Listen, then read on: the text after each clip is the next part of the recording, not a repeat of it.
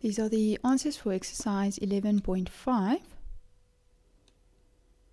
Now question 1 says draw the first few polygons mentioned below and then see if you can find a pattern to complete the table. The polygons that you draw need not to be regular. Alright, now the first one we look at and we see is a triangle. Now that's quite obvious. I'm not going to draw it. So we know that the triangle has 3 sides and the number of triangles inside a triangle is obviously 1. So the sum of the interior angles is just one triangle times the interior angles, sum of interior angles of a triangle, which is 180 degrees. So we have the sum of the interior angles of a triangle is 180. Next up we have to do the quadrilateral. So let's start by drawing that. We have our quadrilateral over here, and then the next thing I do, I know its number of sides is 4, and then I divide it into triangles. We've got 2 triangles over here, and that means number of triangles is 2, so I have 2 times 180 degrees, and that gives me 360 degrees. Next we have the hexagon. So number of sides, we've got 1, 2, 3, 4, 5, 6, so that gives us 6 sides.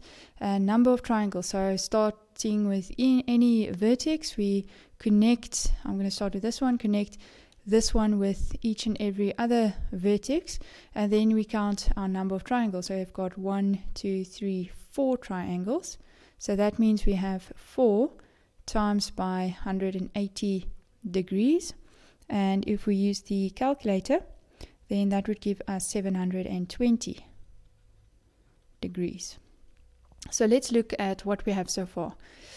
We have this pattern coming down, so we've got 3, 4, 5, 6. That's quite straightforward because the heptagon, and then we have 7 sides, and then if we look at this is what we're interested in, actually the number of triangles that follow. So we can see that's 1, 2, 3, 4.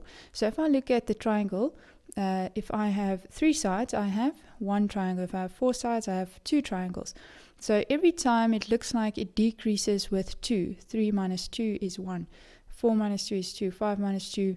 So that means with these number of sides, octagon is 8, and then 9, and deca is 10, and then n-sided polygon is n. So that means I just subtract 2 the whole time. So 7 minus 2 is 8, minus 2 is 6, and then 9 minus 2 is 7, and then that gives us 8. So I take my number of sides and I minus 2 with it. Alright, and then for this column we take our number of triangles and we multiplied it with 180, so that's 5 times 180 degrees, 6 times 180 degrees, 7, and then 8. Alright, so that means we take this in minus 2 and we times it by 180 degrees. Okay, and then for the final column we just calculate these calculations, do these calculations. So if I have 5 times 180, that gives me 900 degrees. 6 is 1080, 7 1260, 8 1440. Right, I can write this in a simplified manner, but for now we can leave that as it is. Right, so that's the table completed. So now for question 2, it says determine a formula for the sum of the interior angles of a polygon in terms of the number of sides n of the polygon. Now, this is actually already given. We've already actually done this because this is the formula.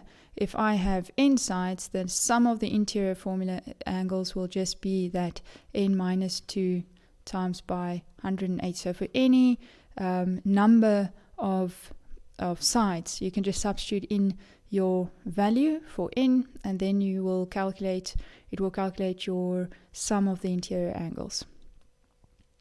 And then for question 3, what is the size in terms of n of each of the equal angles in an n-sided regular polygon? Right, so let's look at a polygon.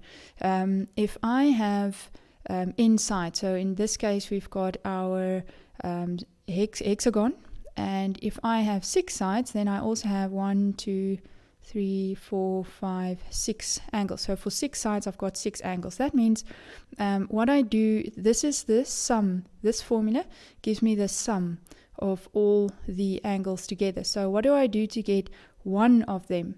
And if it's a regular polygon, all of these angles will be equal. So just to get the size of one angle, all I need to do is just to divide it by the number of angles. So then I'll have n minus 2 times by 180 degrees all over n. And that's my formula for just finding one of the angle, side for one of the angle, and just make sure it's a regular polygon because the angles has to be equal.